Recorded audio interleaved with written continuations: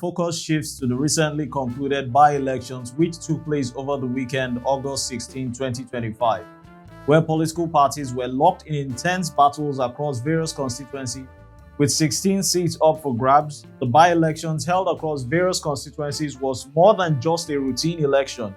It was a crucial test of strength, strategy, and public sentiment as the nation gradually sets its sights on the 2027 general election. And from local dynamics in key constituencies to national calculations, shaping party maneuvers, the by-elections offered a window into the shifting alliances, voter mood, and emerging narratives that could define or redefine Nigeria's political future. Join us shortly. This is Viewpoint, where we discover perspectives and embrace dialogue. I'm Odiawa AI.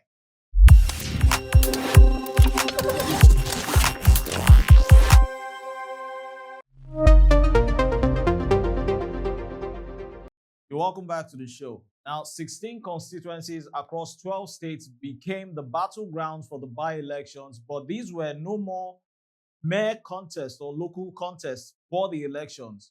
From the heart of the nation, political tensions erupted with rival parties locked in a desperate struggle, trading explosive allegations, mobilizing their forces, and preparing for a confrontation widely regarded as the ultimate litmus test for a colossal battle that will shape Nigeria's 2027 general elections.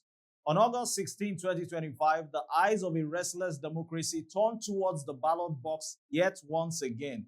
It wasn't a general election, yet the air was actually tense, and the ambitions were fierce, if we may say. Now, across 12 or 13 states and 16 constituencies, Nigeria staged a series of by-elections and reruns contests meant to fill vacant seats, but in reality, they actually became a rehearsal for the looming 2027 general elections from what we could see from reports. Now, from the creeks of the South-South to the political plains of the Northwest, from the gateway state in Southwest in Ogun State to the very battleground of the lighthouse of the nation, Anambra to be precise, in Southeast, parties deployed their foot soldiers, governors lent their weight, and also the voters, not to be left out, though weary, skeptical, trooped out to exercise their fragile, or would I say vital rights side, civic franchise, I mean. Now, the turnout told a story of its own, if we will say, or address it in that manner on a descriptive note. In some constituencies, voters came out cautiously, lining up under the basking sun, braving slow processes and intimidating stares. In others, apathy actually reigned, a fatigue and distrust in the system, which actually kept many away. Now, reports from Ogun and Anambra states suggested moderate engagement, while Edo Central, to be precise, saw enthusiasm tempered by frustration of the beavers. In Kano and Zamfara states, the political atmosphere was electric, but also tense. Some would definitely argue for some democracies are comfort. There are two registration areas that were affected by cancellation, not overvoting. Sakajiki, what code 06, had two affected PUs. Of total registered voters 1357, and PBC collected 1298. While Chambarawa would code 05, number of PUs affected were 3. Number of registered voters are 4088. Number of PVC collected in those areas is 1964. The total number of registered voters where this election has not taken place or has been cancelled is 5,446. 5446. Number of PVC collected in those areas is 3,265. 3265. Now, the margin of difference between the leading political party that scores 7001, 7001, with the second runner-off or first runner-off PDP that scores 5,339 is 1,662. 1662. This margin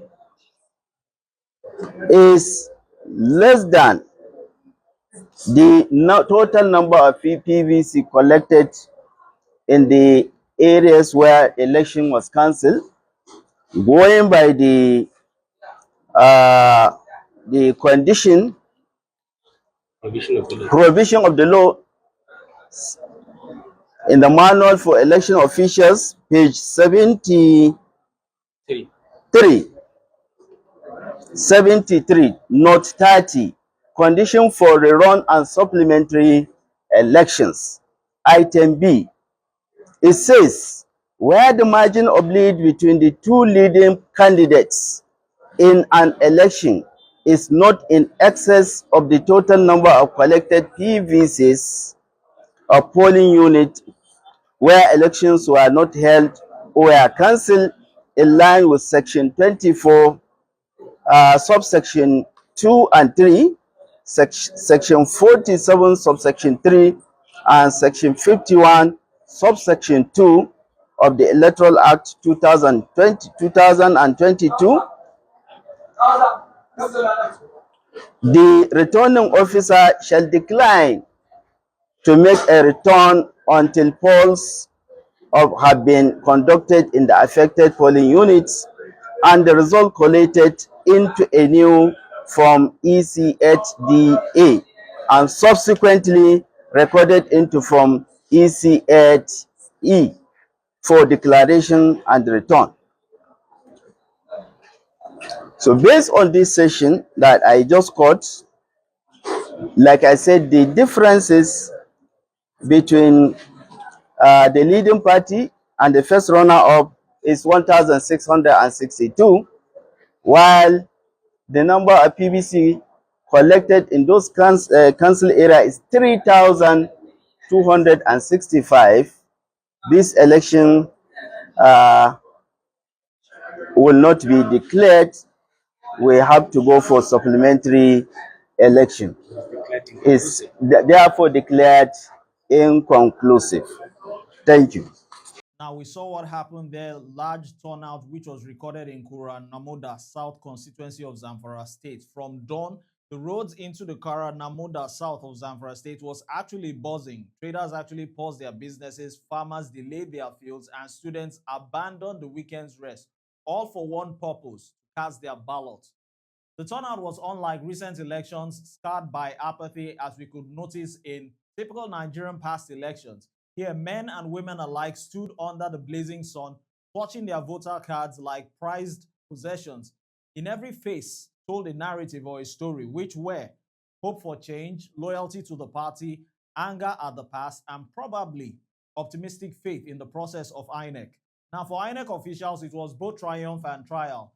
Machines were actually stretched, the staff overworked, yet the spirit of participation never went down. Observers actually marveled with jaw-dropping ecstasy. How do these constituencies, often scarred by the violence of banditry and shaken by the political instability, now produce one of the largest voter turnouts in the by-elections? Food for thought. It's only a rhetoric. Now, it was more than politics. It was more, or will I say, a case of identity, a declaration that the people of Koronamoda, south of Zamfara State, refuse to surrender their democratic voice, no matter the odds which may be. Now, elsewhere, the elections carried their usual mix of praise and protest. Join us shortly as we watch what went down in Ogun State.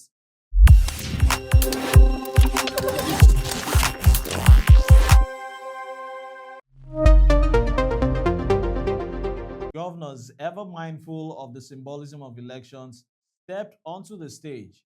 I'm Odiawa AI, and you're welcome back. This is Viewpoint. Let's see what went down in Ogun State and Anambra State. Voting is underway in Saturday's by-elections covering 2 senatorial districts, 5 federal constituencies and 9 state constituencies in Edo, Jigawa, Kaduna, Ogun and Oyo states, as well as Adamawa, Anambra, Kaduna, Kano, Kogi, Niger, Taraba and Zamfara states. In Shagamu local government area of Ogun State, voting commenced at about 8 a.m. for the by-election into Remo Federal Constituency. Channels Television visited Tipa Garage Ward 14 in Shagamu, where a handful of eligible voters were seen queuing up to cast their votes. I mean, the security, everything is calm. You've been here, everywhere is calm, there's no trouble. I mean, we're a peaceful community. Remo is one of the most peaceful areas in Remo, in the country. And we intend to maintain that. There's been no incidences of this orderly conduct. And I don't see any reason why that will change. Yeah, the turnout, I mean, what I've seen so far, people have turned out. They've turned out, it's early days, but so far so good. In the southeast, accreditation and voting commenced at polling unit 001 Amoji Primary School, Isofia, with 1,060 registered voters for the Anambra South senatorial by-election. The atmosphere here is calm and the process is going on smoothly. The turnout at polling unit 002 of Fuyi Square is impressive as residents carry out their business activities unhindered by the election. Governor Chukwuma Soludo did not also miss the opportunity to cast his vote, commending the process and also reacting to the alleged manhandling of the State Commissioner for Environment, Mr. Felix Odimegu, allegedly by thugs. I mean, when you see that you are on a losing streak, you only unleash nothing but violence to disrupt the process. And when I got the report, my commissioner for environment was in pains and crying. That's the kind of thing, when I say shocking, but not unexpected, because we know that that's the usual way. In Ogun State, Governor Dapo Abiodun lauded INEC's logistics, hailing the exercise as a mature sign of democracy. In Anambra, likewise, Governor Charles Soludo commended the peaceful conduct of the Anambra South by-elections, urging Nigerians to see it as a model.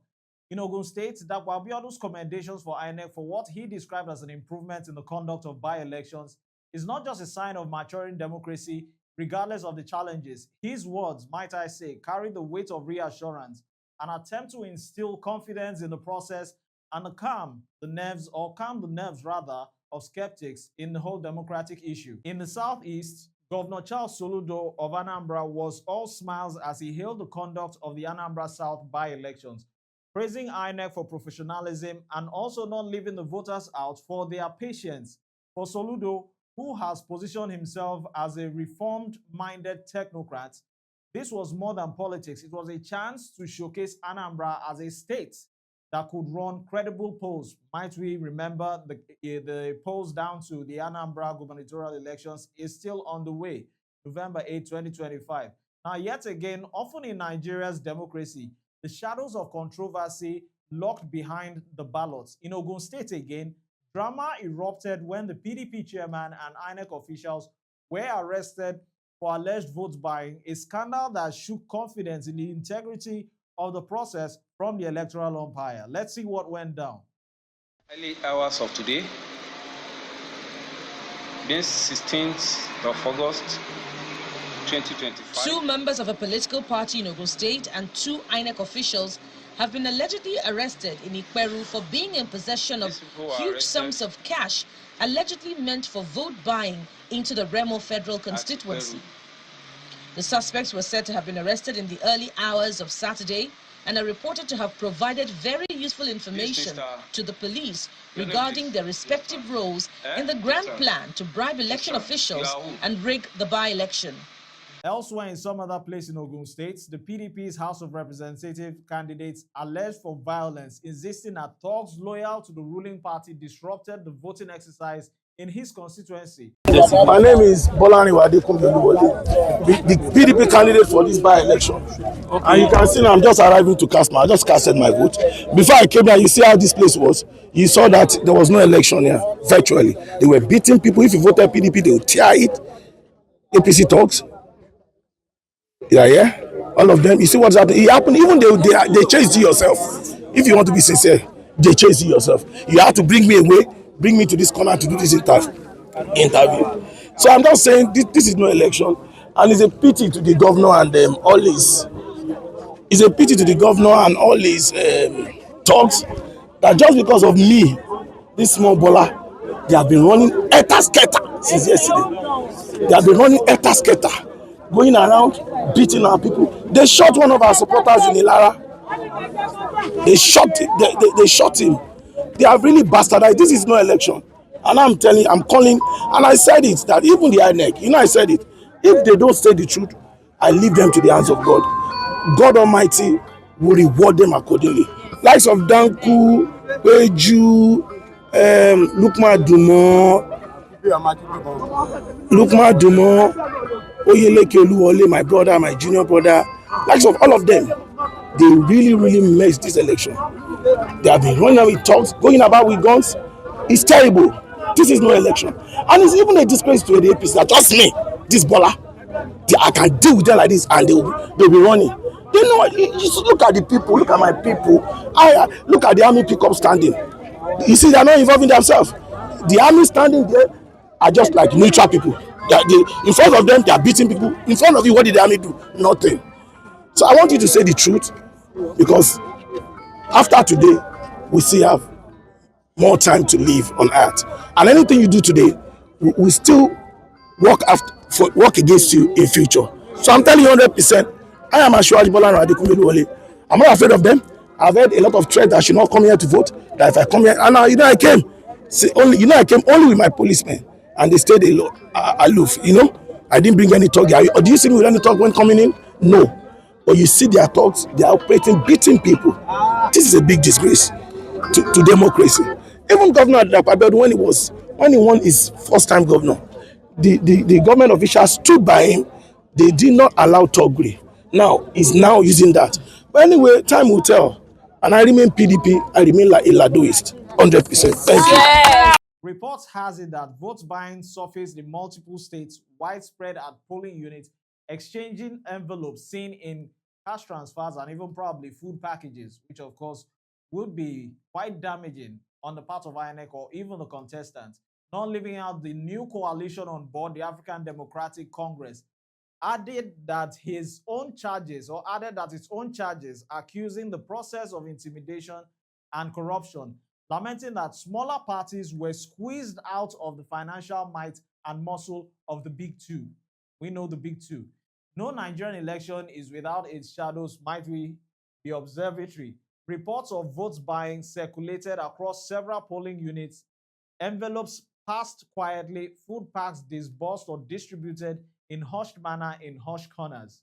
In Ogun, yet again, of course, predominantly, a PDP House of Representative candidate alleged outright violence, insisting that the thugs disrupted voting in his constituency. Now, the ADC, sidelined and frustrated, cried out against this intimidation and corruption, warning that democracy was being reduced to a battle of money and muscle.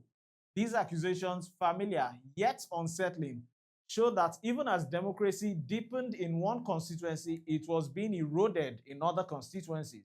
Now, in one day, Nigeria saw democracy celebrated, challenged, and corrupted all at once, cumulatively speaking. But in Edo Central, the scripts played a different narrative differently. Governor Monday Okpebholo, after casting his vote, openly faulted the Beavers process, lamenting the slowness and glitches that frustrated voters. Technology must actually aid democracy. Now, these were his words, not to frustrate it. These were the words of Monday Okpebholo, echoing the anger of constituents who felt the system from INEC was not working, or rather was working against them. Join us shortly as we watch what went down in Edo Central. In the southern state of Edo, Ogun, Oyo, and Anambra, it was a keenly contested race, with by-elections covering 2 senatorial districts in Anambra and Edo states, federal constituencies in Edo, Ogun, and Oyo states, and state constituencies in Anambra state. The vacancies followed the resignation or death of 7 members of the National and State Assembly. Now you're welcome back. We saw a few happenings there in Edo Central of what actually happened on Saturday over the by-elections during the weekend. Of all the contests, Edo Central senatorial by-elections, would I say actually stood out or probably did not stand out. These tensions were palpable, and at the end of a long charge day, the verdict came. APC's Joseph Ikpea emerged victorious, snatching the seat in a win-win. His supporters declared a mandate while his opponents grumbled of flaws and foul play, which is typical in any system anyway, particularly Nigerian democratic system. Ikpea's triumph was more than personal. It was symbolic for APC. It reinforced dominance in a region where the PDP once held sway. For the opposition, it was a wake-up call to the path of the 2027 upcoming elections, which of course will be an uphill, steep, and front perilous task.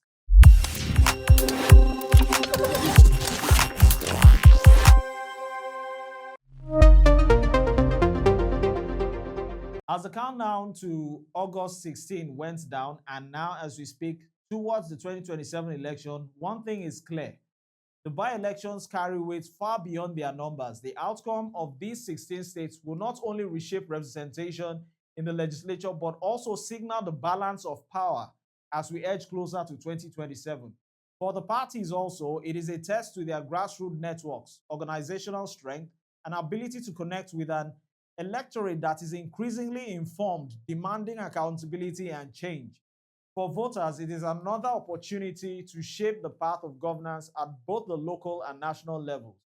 The by-elections as we speak are over, but the story is only beginning as Nigeria inches towards 2027. Every vote, every allegation, every commendation, every controversy will weigh heavily on the national conscience. August 16 was merely a rehearsal. The real play is actually yet to come. And when the curtains rises in 2027, history will remember not only who won, but how the game was actually played. Here on Viewpoints, we will continue to track the campaigns and the conversations and the consequences of these crucial contests, the elections. I've been your host, Odiawa AI. Thanks for watching.